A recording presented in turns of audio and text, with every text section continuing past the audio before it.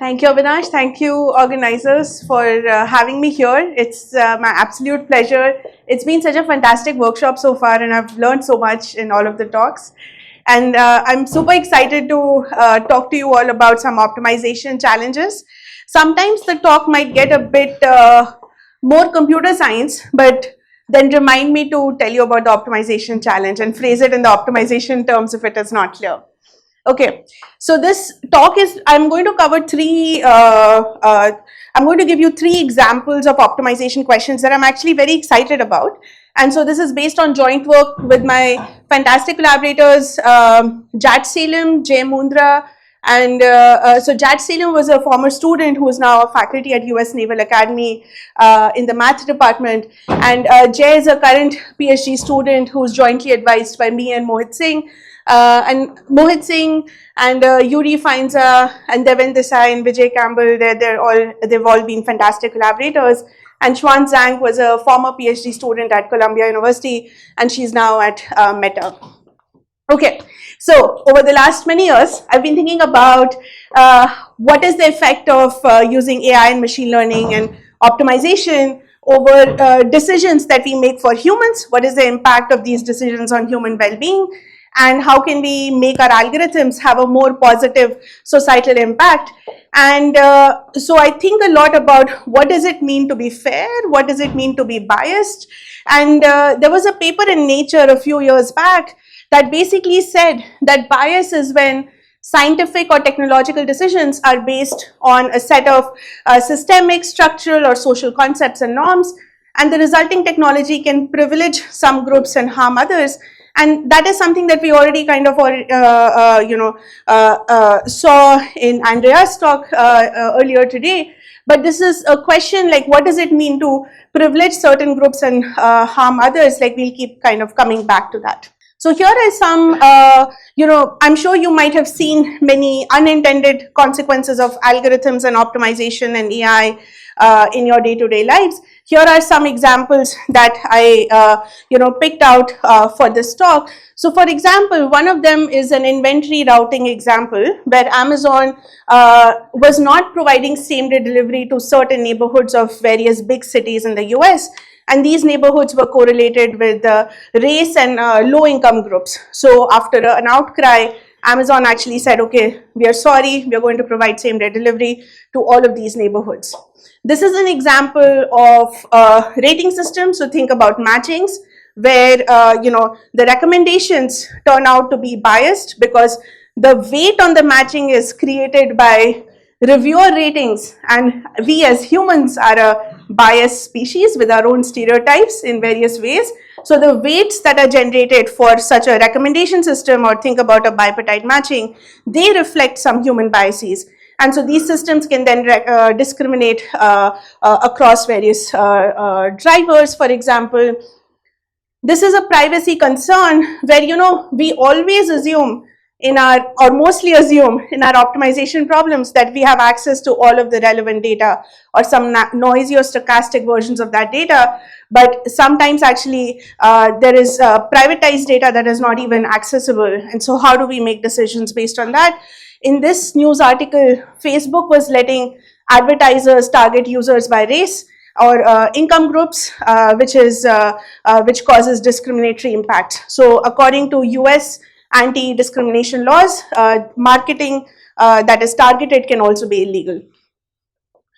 These are algorithms that were vision algorithms, so they were recognizing faces of people, and so mislabeled, so error rates could be different in different algorithms. And the optimization way of thinking about it is perhaps, putting a demographic parity constraint or saying the number of errors I make on this group is bounded by some percentage. But there is, of course, this trade-off with efficiency and fairness, right? So this is again something that we'll think about in the context of resource allocation problems. Resource allocation problems, we would like to maximize some sort of efficiency of allocating resources. But of course, like, how do we model being fair to different groups of people or different backgrounds or whatever involved in that system? Here is another example, which is from predictive policing. So these are algorithms in the US that look at the past history of arrest records that have been made in a particular region, and they use that to predict where crime is going to occur. So it's a problem of proxies. So they don't actually have the data on where crime occurs, but they are using a proxy of where arrests are made. So again, we would like to optimize or do machine learning, AI, or whatever is your favorite word here, right, on some data which has baked in sampling approaches because of the system through which it was collected. In this case, it is arrest records where some areas were over-policed and some were not. So your data is distributionally, it's not reflecting what you would expect. It's already biased because of the practices that were there, right? So in all of these examples, I hope you can maybe find connections to our optimization settings that, you know, we like to take for granted, but when it comes to real life, there are significant deviations that can cause these unintended consequences. And the last one, I think, on this slide is automated experiments on ad privacy settings.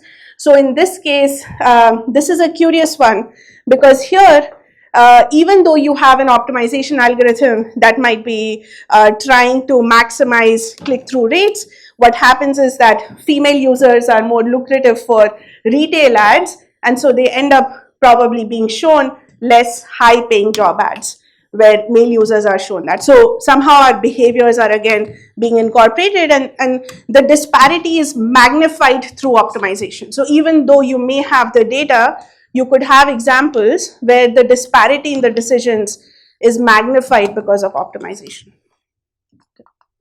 So I am a optimizer by heart, right? So I view all of these problems and I think about, okay, what are the algorithmic changes or optimization changes or whatever that can be made in these systems to maybe have better social outcomes. And so I'm going to touch upon some of these things. So there are, of course, definitional questions in this area about, you know, what does it mean to be fair? What does it mean to be fair in a static environment where there is a one-shot decision, or a dynamic environment where things change over time? What does it mean to be fair in that? There is the impact of bias in data kind of questions, like what if the data you have is already biased? How does that impact decisions? Can you mitigate unintended consequences? There is policy decisions that have to be made, and so this is an interesting space where, you know, we want to talk to government folks, or we want to talk to policy makers, but we want to talk to them in terms of metrics that they might be able to understand, instead of telling them that, hey, here's your MIP, you can add this constraint and you can delete that one, right? Similarly, this is another domain where it's been interesting to talk to domain experts like doctors who already have a distrust of AI and optimization that can be black box, but, you know, to really convince them that these models are doing something. And I'm going to mention some interesting mixed integer optimization problems in this space. And the last one is, you know, how does all of this actually intersect with law, and how do changing legal landscape actually can influence back algorithms and provide new questions that we probably did not think about earlier. All right, so with all of this in mind, I have 3 questions that I want to get across. And some of the talk is going to be about motivating these questions to convince you they're interesting problems to look at. And some of this talk is going to give you examples of cases where we've done them, but I don't think we've solved any of these completely. So the first is quantification of randomness in hiring, admissions, and in healthcare. Second is summarization of possibilities and assessment of viability. So these are kind of the broader themes, and so let's dig into this. So the first one is about uncertainty, right? We all love uncertainty, I guess, or we've kind of grown to accept that things are going to be uncertain in the data that we use. And algorithms also have imperfect information about the world, right? So they don't have the context, and that has to be provided in many cases. So here is a story about hiring. So diversity in hiring became a big lawsuit in the US. Many companies like Microsoft, Google, and Wells Fargo were sued for a few $1,000,000 because their hiring and promotion data exhibited disparate outcomes. So they were not promoting enough people from minority groups, and so the Labor Department in the US slapped on this lawsuit. And so these companies actually said, hey, we're going to hire more people from a particular group, in this case African American managers, to help with the outcomes, because ultimately the outcomes got us a lawsuit that we had to settle for a few $1,000,000, right?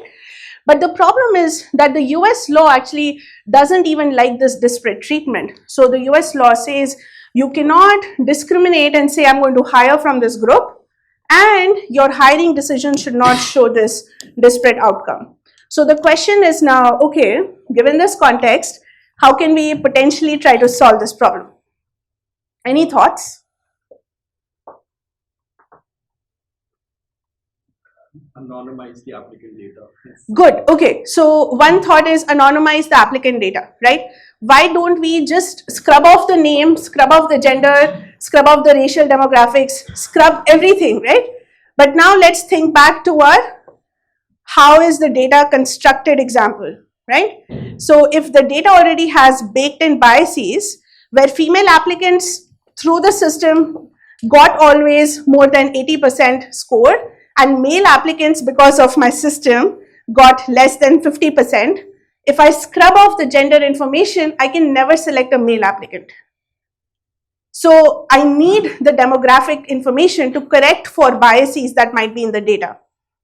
So this was an idea that the algorithmic fairness community, we thought that, okay, maybe there should be fairness through blindness of demographic or protected information, but really it doesn't work because you're not able to correct for historical biases in the data. Anything else? The condition on the gender, you need roughly equal outcomes. Conditioned on the gender, you need roughly equivalent outcomes, but then you are giving people who are not qualified for the job opportunity, which maybe you should not. Okay, good. So I have everybody confused about it or thinking about it. That's great. So here are some contextual information now, right? So what is this contextual information? It is saying, hey, you know, all of our studies kind of show that maybe there are many socioeconomic experiments that people have done to show people in a particular group might be more favored or they might have higher evaluations than other groups. And so this kind of led us to think that, you know, there is variability in this data, but that variability is contextual, right? So when I say it like this, then maybe now you can start seeing the connections to optimization, because what is happening here is maybe I have some measurement system, a testing system, which is more accurately able to assess one group, but may not be able to assess the other group, right? So I have a higher or a lower uncertainty in my assessment of various groups of people. So if I'm able to quantify that, then, you know, let's say in an example like this, what do hiring committees see? They see some metrics, they see some numbers, and not every exam is, I mean, even for, since we are at IIT Bombay, right, like even the JEE is, you can argue that it has some uncertainty baked into it, right? Let's say somebody who just had a bad day when they appeared for JEE, they did not actually perform that well and maybe they did not get it, right?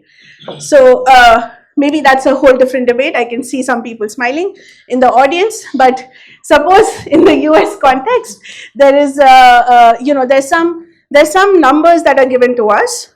How many people here think that the right candidate is actually better than the left candidate, like that candidate better than that candidate? How many people look at these numbers and think that? So there's some work experience difference, there is some GPA difference, and there's some programming score that is learned by a machine learning algorithm. For what role? It's a machine learning engineering role, back end, they just have to do some coding, so the programming score is relevant. Great question, right? So how many people think that the one candidate, that candidate is better than that one? Okay, and the other one, I guess everybody else thinks that? Okay, so the numbers are pretty close, right? So these are by construction they're very close numbers, right? And so there was some kind of disagreement in the group, right? But if the numbers were starkly different, like if the GPA was much higher or something, then we would be more confident about our assessment. And so the idea that I'm getting to is kind of this partially ordered set of model of bias, but I'm going to explain to you what it, I mean, it's really a partial order. All we are saying is that, ultimately, when I look at data, because the data is contextual, there are different measurement errors on every axis.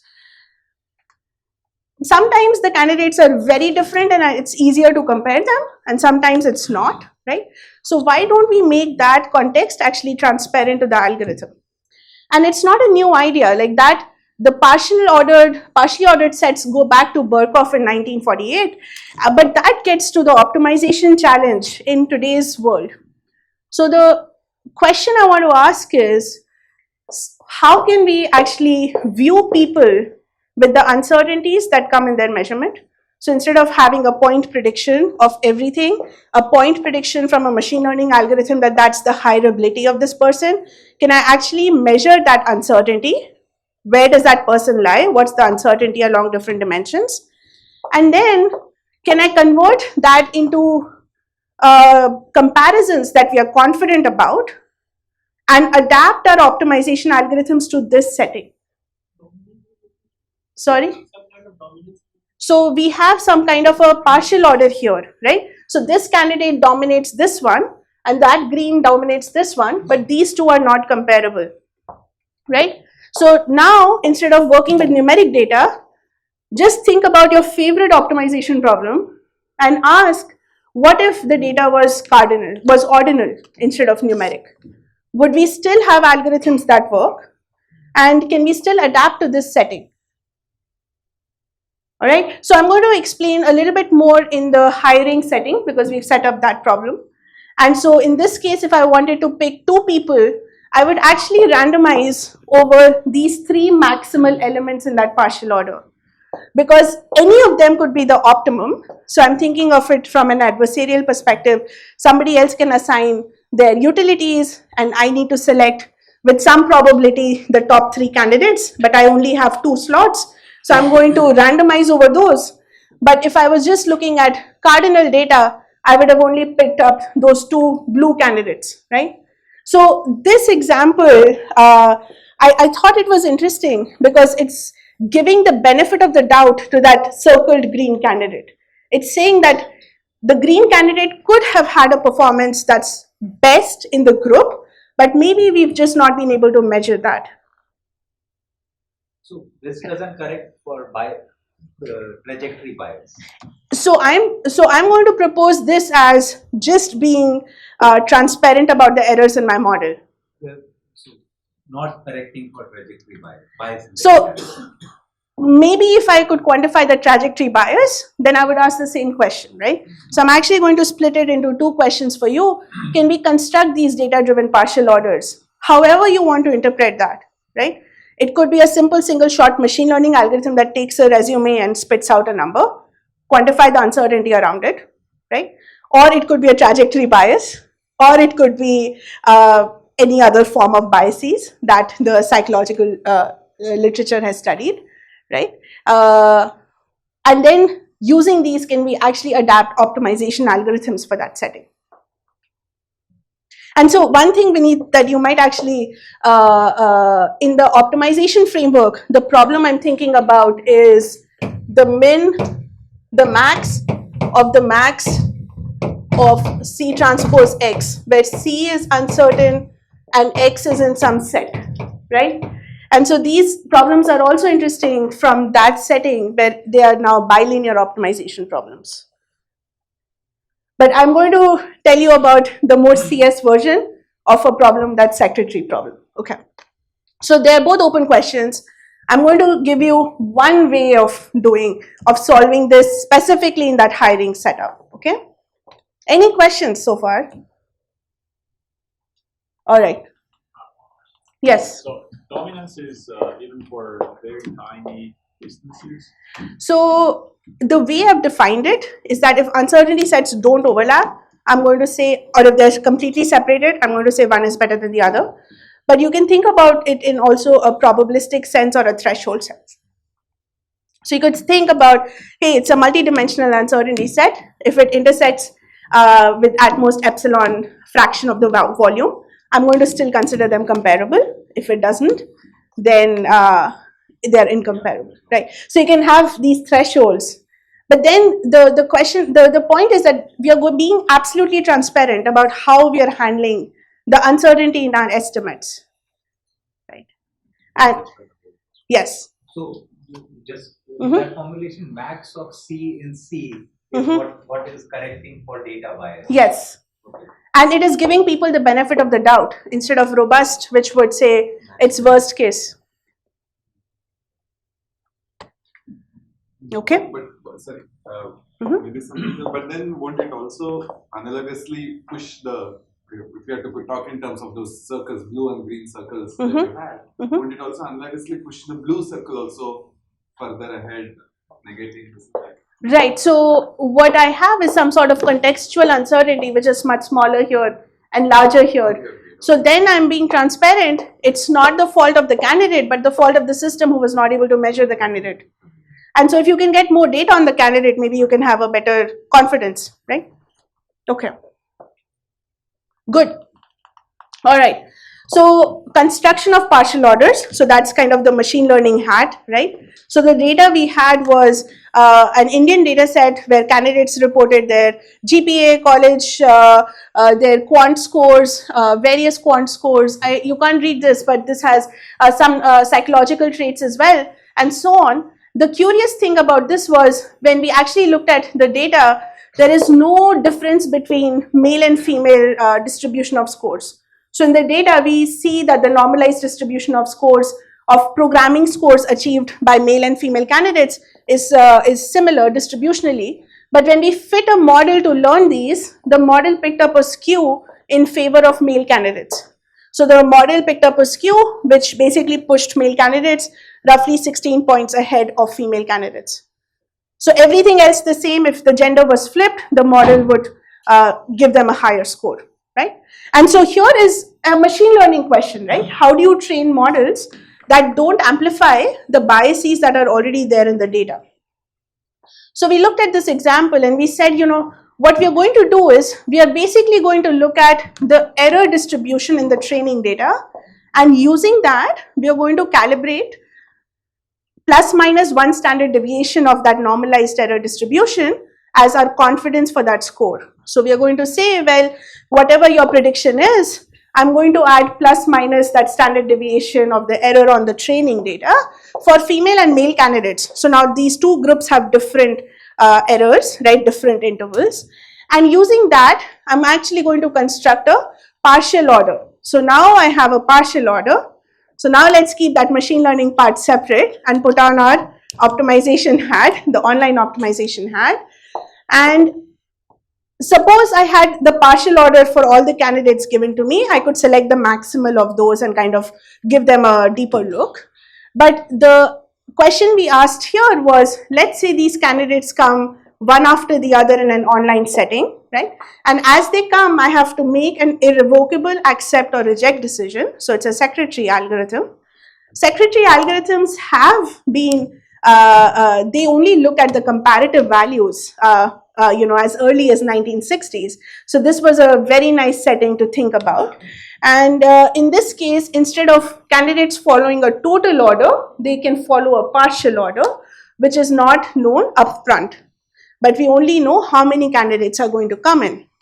So let's see, as these candidates come in, we are only observing the edges in that partial order as we see them. And the idea is to select the top few candidates. So we want to have a non-negative probability. We want to have a positive probability on the maximal elements in that partial order. When you say probability, you have to assign the probability when they arrive, or? I want an algorithm that selects them with a positive probability.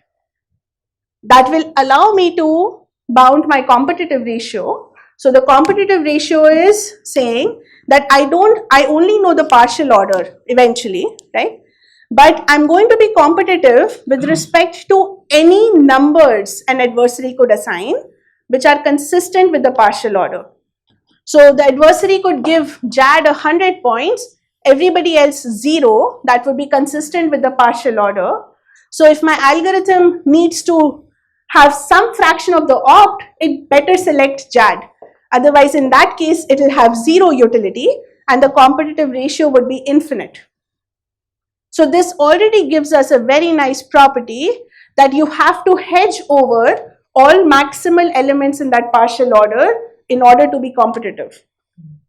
I didn't say anything about fairness, right? That is just an artifact of the way we've defined and set up the problem, that you actually need to hedge and select with some probability the topmost people in that partial order. So in particular, you have to reserve some 1 over n. You have to, like if you have k slots, right? It's a randomized algorithm, yeah. So we will try to kind of extend the secretary algorithms that exist, but basically our goal will be to have some lower bound on that probability. And this example should also tell you that if the number of maximal elements is large, then I cannot guarantee better than 1 over that width, right? So that width of the poset, which is how wide it is, how many incomparable elements do you have, maximally, mutually incomparable, that is the lower bound on this. All right. So let's go back to Dinkin's algorithm, which is from 1963, which is a very nice canonical kind of the first secretary algorithm, which says if I have this stream of people coming in and I want to select one person for a secretary, I really wish they would have renamed the problem, maybe we should, but if you have one slot that you can fill up, as people come in, sample a bunch of people.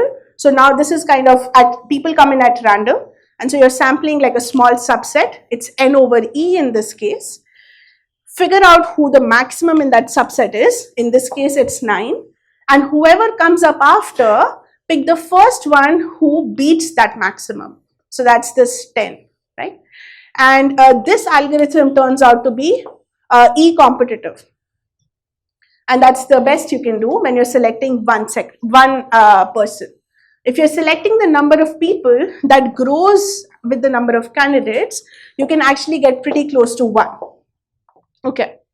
So now in our setting, let's say my partial order was these different groups of people, right? So, and I have no comparisons between these. Then I could say, hey, you know, for each of these groups, just sample a bunch that is appropriate for that group size, and then select the best that outperforms from that group, right? However, this is putting some sort of a quota on every group. We are saying that, you know, have a quota for the orange group, the blue group, the pink and the white, and that's not legal from a US law perspective. So here is our modification for the partially ordered setting, right? So here what we say is assign a random interview committee to different groups of people. So it's kind of like a fake label that we are assigning to people. It's a fake group because they are being interviewed by a random interview committee. So that's L1, L2, L3, L4. So as candidates come in, I have them kind of assigned to different interview committees. Within each committee, they are instructed to select exactly one person. So what they will do is they will first sample a few, so that's the yellow box. They will estimate the width of the poset by that sample. That small sample will tell us whether it is consistent with the estimated width or not. Otherwise, we'll increase that sample. If the sample size is enough for the estimated width, then we'll go ahead and select the best one who outperforms in their committee. And every committee will do that. So this algorithm ended up having nice managerial insights, which is for different committees, they make their own decisions and they're just selecting the best one who outperforms that sample. And this algorithm has a 2e cubed times omega plus some constant factors competitive ratio. We don't expect that's tight. We think we should be able to shave off an E squared factor, but we don't know how to do that yet. So one of the feedback that we got on this work was, what if your number of candidates that you want to select that grows asymptotically, then can you match the classical setting of getting a competitive ratio closer to 1? And so we were able to do that by studying some combinatorial properties of partially ordered sets. So we were able to prove that as you get more and more candidates, then if you look at the partial order that you've observed, you can change a thresholding set. So that's the blue set that's outlined. You can change that set of elements that acts as your best in sample, and everybody above that from then on can be selected. So we studied this nice property by showing that there always exist these adaptive thresholding sets for partially ordered sets. All right, and that gave us the right convergence as the number of position grows. So there are some open questions here. I think the open questions, the most interesting one probably are the ones where your partial order now arises from a network. So think about a LinkedIn network where you have a referral bias. Then how do you make that setting work in this case? Okay. So does all of this solve the Microsoft paradox? In some sense it does, because if I just do the vanilla predictions from the ML algorithm, that has a huge bias in favor of males. If we assign quotas, that overcorrects. But if we do these partially ordered set algorithms, then that mimics the distribution that we see in the data.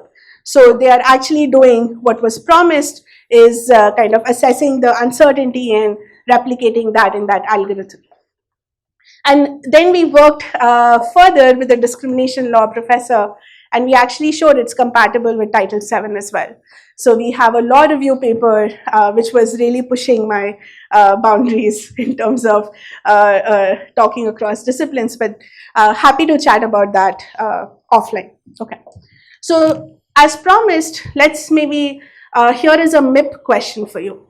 So this is an example from the healthcare setting.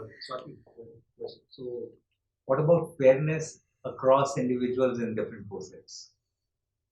If you are rejecting the first N over E, that algorithm inherently is not fair for the first N over E. Yeah, that's a great question. We thought about assigning some positive probabilities of selection for those people so that it's fair according to the arrival probabilities. But you can also think about, yes, I don't think we developed approximations, competitive bounds for that. Yes, but I know that Mohit has a paper on with Bookbinder with Neve, right, on assigning some lower bounded probabilities, using LPs and bounding that. We explored that a little bit, but we didn't get anywhere. But I don't think it's a hard question though. We just didn't push that much. Yeah, but that's a fair question. Yes. Yeah. Okay. All right. So here is a contextual problem in the healthcare setting. So electronic medical records are your records on the pulse rate, your heart rate, your oxygen level, etc. Right? Different vital labs that are tested for patients in the ICU, for example. And these records have errors. For example, there are tests where for darker skin tones, these tests are light based, so pulse oximetry. They will just have more error for darker skin tone individuals. So it's not that anybody is trying to be biased, it's just a limitation of the technology. Now, if we know that, and we know that these labs have errors in them, how can we still use them to have high fidelity machine learning algorithms downstream, right? And so what we did was, we worked with the doctors and the clinicians in the ICU, and we understood like some constraints where we said the heart rate can only increase by some like 10 beats per minute, or the oxygen cannot be more than 100, cannot be less than 30, or the person is basically dead. Things like that. Or we even have if then else constraints. So we also have in these regions, we have if the bicarbonate is less than something, then lactate better be greater than something. So for different quantities, we have these if then else constraints which make these mixed integer regions. And so now what we do is, as new patient data comes in, we actually project it onto the region of what is physically possible and the region of what is a normal physiology. And these projections turn out to be convex optimizations over mixed integer regions. So that's, they are not computable very fast. So that's maybe an open question for people who want to kind of have a cool application to think about that. So what we did was, so we basically created these features using distances to these mixed integer regions, and augmenting that basically improved the machine learning fidelity by a lot. So it improved the detection of sepsis, the precision quite significantly. And so that is a paper that's under review at, it has a major revision from Jamia. But here is a question that I don't know how to solve, which is how to adapt these machine learning pipelines. So in particular, our pipeline here uses XGBoost on top of everything else, the distances that are obtained from the projections. How do you adapt XGBoost kind of algorithms with uncertainty sets? So now your patient data is basically uncertain, right? Because, yeah. Okay. The second question here is on the summarization of possibilities. So I think here is an important role of optimization, is if we have a huge number of solutions, can we display a small set of possible solutions to policymakers or decision makers that encode the various things we might care about, right? Like, people have thought about it in the optimization literature from a multi-objective perspective, right? We have multiple objectives and we want to maybe trade off these objectives and figure out a good solution. But from a decision maker's point of view, they probably don't have enough background to even tune the various parameters that combine these multiple objectives or a composite objective and so on. So what is it that would make the most sense for them to review in the space of solutions? So here is a story, maybe a quick one because we are running out of time. So this is a map of US where the red areas are points where people don't have access to the top, to food deserts, to food chains, right? So they don't have access to fresh food. And so there is no, they don't have a car or supermarket within a mile. And the red regions are a higher fraction of population faces that problem, right? So we asked the same question about medical deserts. So access to medicines, pharmacies, and what for different states in the US, where do people have access, where do they not have access? And the question that we are interested in is thinking about how to fairly place facilities or pharmacies so people have access, right? It's a resource allocation problem where we care about equitable access to across populations. And here is a chart from Marsh and Schilling in '93, which already gave for two groups of people some 24 different notions of fairness. So this problem became a bit more real when I was in Berkeley, and people are protesting every day. But in this, the protests were about an emergency room that was being closed because it was not fit seismically. And so the question was, you know, where should the emergency room be placed? If it is closed from this location, where do we place it so people actually have access to it? Okay. So how can we make decisions when there is no right consensus, there's no consensus on the right notion of fairness? Different groups could want different things and they could have different notions. How do we reach that? And the most critical resource allocation problem is allocation of organs, right? And people have somehow kind of settled into a policy for organ allocation. These policies evolve, but the way they are selected is anybody who's been through that system can propose a policy, and then once you have a small set of policies, then a panel meets and arbitrates on different impacts and they select one of them. So we're asking the same question in the context of optimization. And here is the question. Let's say there are some set of objectives that we care about. It could be an infinite set of objectives, right? So there's some set of objectives. Can you find me a small set of solutions S such that whoever comes up with their own objective, I have one solution in my set that I can tell them, here is a good approximation for you. So even if I have all of the people in this room with their own notion of fairness, I plan to have only 3 solutions here. So whatever fairness notion you can throw at me, I will say one of these solutions is good enough. And that is pretty powerful, right? Because now, as a decision maker, I only need to look at these 3 solutions. I don't need to think about how to reach consensus with this group of people. So here is my set X, and here are, let's say, different objectives. They are linear in this case. I'm going to be looking at convex objectives. But for each of these, here is a region which is approximate solutions for the green function. Here is a region that's approximate solution for the pink, etc. And now I can select 2 which are in those different regions, which basically are good enough for these 4, right? So the question that we are interested in is, what is the trade-off? How small can your portfolio be? So we call this a portfolio. How small can the portfolio be for a given set of objectives that we care about? And what is the approximation factor? Of course, if the approximation factor was loose enough, I could do with just one solution. So what's the trade-off between the approximation factor and this portfolio of solutions? And I think this is an interesting optimization or a polyhedral question as well.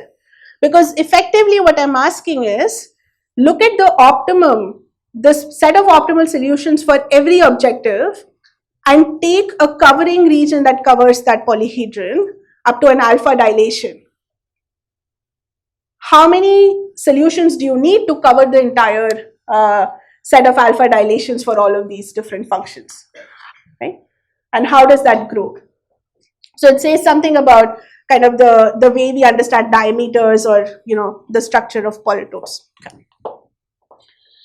Integrality in this space is also interesting. So you could have a fractional solution that is a simultaneous approximation, but actually you may not have an integral solution that is a simultaneous approximation. So how do you find integer solutions that might actually increase your size of portfolio?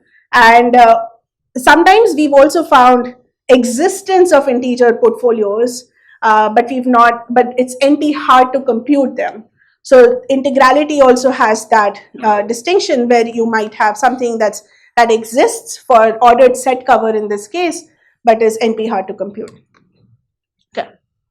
So simultaneous approximations, so things where you need one solution, those are well studied in the literature, but a portfolio of size 2 or more has not been well studied. So there are very few results on that. And in fact, the only result that kind of gives results for this setting is Chakrabarti and Swami from 2019, who constructed a poly n size order 1 approximate portfolios. So polynomial in the dimension is pretty large, and we are hoping to get something that's much smaller.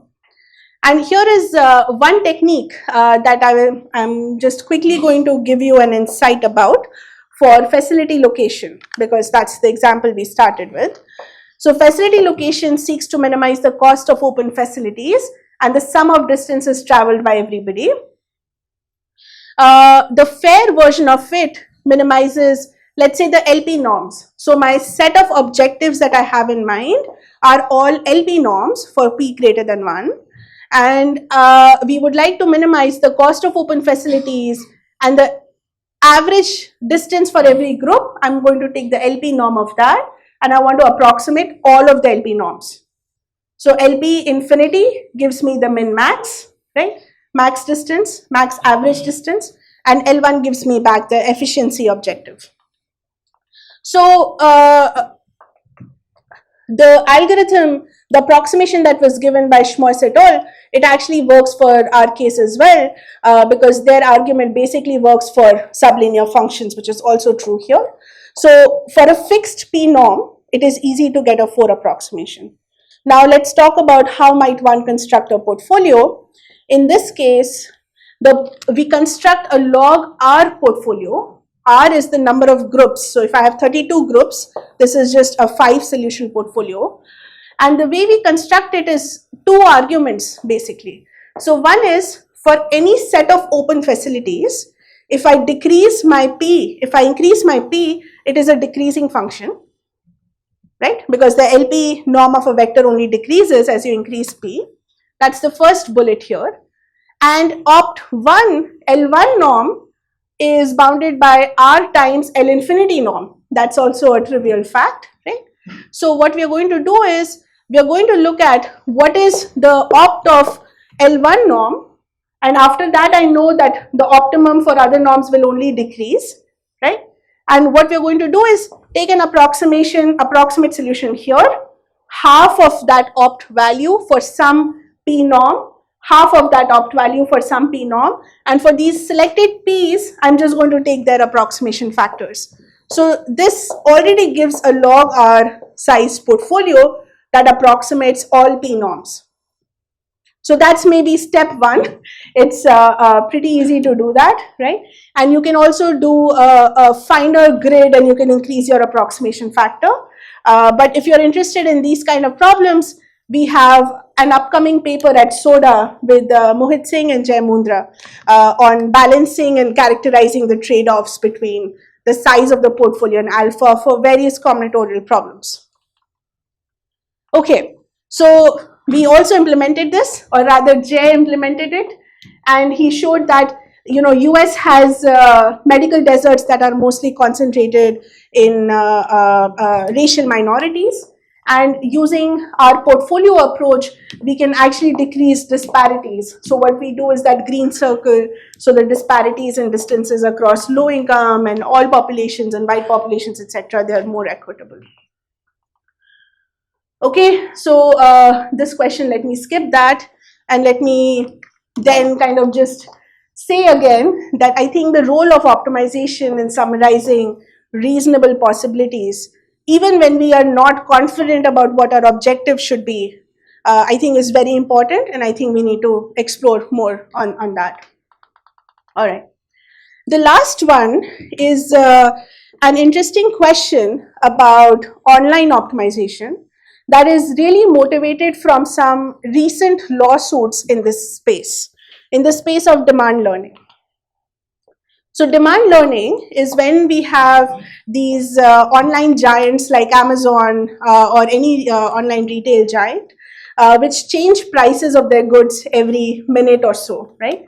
And so these prices oscillate very frequently, and there are studies that show that customers have a lot of distrust when these prices oscillate, and so it's not great to oscillate prices that frequently. Recently, during the pandemic, there was a lawsuit where people sued Amazon for increasing the price of hand sanitizers by 500%. So the lawsuit did not stick, but currently Amazon is facing a lot of these litigious cases as well.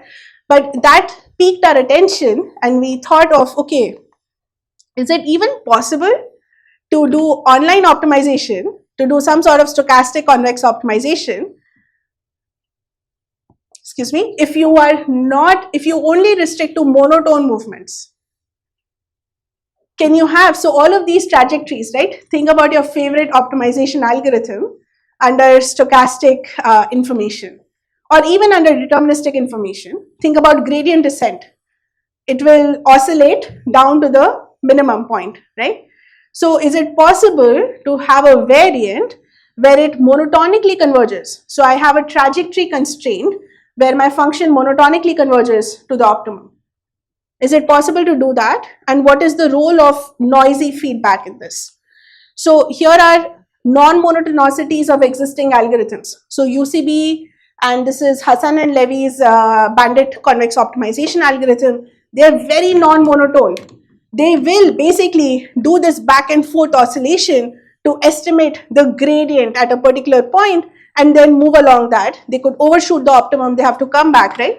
So the question is really of a theoretical nature, right? Is it even possible to do something that is monotone without suffering in what is known as regret? So regret is, what would be the optimum in hindsight, and where have you, what have you accrued so far? How much time do I have? Okay, great. So here is the framework. So at every time period, just to be more precise, let's say we have different groups of people, and these different groups of people receive a price. So that's the decision XT, they receive a price. And then there is some demand that they show, and that's a stochastic demand. They may buy the item, they may not buy the item, they might have something else, they might leave the system, whatever, right? So there's a stochastic demand that's observed, and this demand is separable over the groups. So every group I can observe what is the demand in that group, and there's some sub-Gaussian noise, right? And the question is, can you make your decisions, we call it envy free, but basically I want that, first of all, every decision for a group cannot be too bad compared to other group. So I cannot give them a discount that's too different from the first group. And second, I can only give them prices that decrease over time. So I have some monotonicity, they can only decrease over time, the prices cannot increase. And what is achievable in that case? So pictorially, here is the region which is envy free. So students are not getting much worse prices than the general population, but they get something that's smaller than the general population, etc. That's my constrained optimum. And I would start from some point that's definitely higher than anything else, monotonically decrease to X star. Can we do that without overshooting X star? Okay. And so good.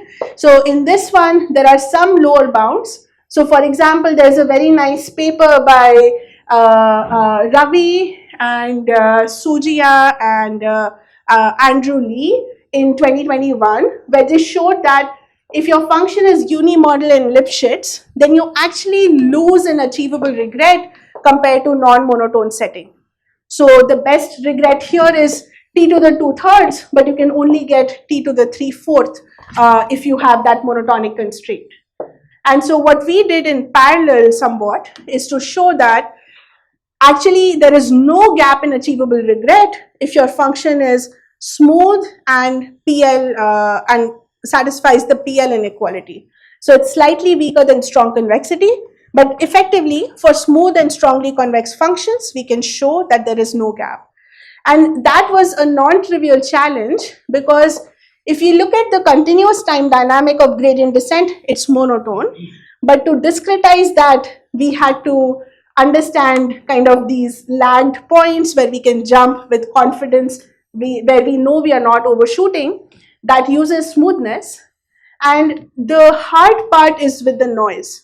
So what happens with noise is, if I stay at a point and I cannot go back and forth. So if I sample here and I have to move monotonically, then I sample here for some number of steps, and then I sample on the next point for some number of steps, I cannot go back, right? So I need to sample at both of these 1 over delta to the 4 if the gap is delta to have a good enough estimate. So if I sample with a smaller gap, I have a better estimate, but I'm spending more time in sampling. If my gap is larger, then I'm prematurely stopping before the optimum is reached. So that trade-off cannot get you better than t to the 2/3, right? And we were trying to close the gap. So at this point, we were really scratching our heads about, do we really believe that gap can be closed, or is, this is like a fundamental bottleneck, that either you move with a smaller step size and you accrue regret because you're moving so slowly, or you stop further from the optimum. So the idea that got us to close that to t to the half, which is expected in this case, was to use adaptive step sizes. So the high level idea is we prematurely collect more samples at a smaller step size, one smaller step size, before jumping ahead. And so if we needed to, and then if we see that the gradient is very flat, we already have some more samples to use. So we do this extra sampling at every step, which is not needed potentially, but might be needed in the case that the gradient gets flatter than expected. So this analysis was more challenging, and I don't know of a simpler way to do this. So this is square root t regret, which then matches the bound in the non-constrained setting. And some more challenges with higher dimensions, but I want to give some time for us to ask questions. So I'm going to stop here and kind of just emphasize that, with thinking about ethical consequences, thinking about how algorithms interact with law and policymakers and humans, I think that is kind of a great source for new problems in optimization and reviving old problems and old data structures in optimization as well. So I'm going to stop here and I'm happy to take questions. Thank you.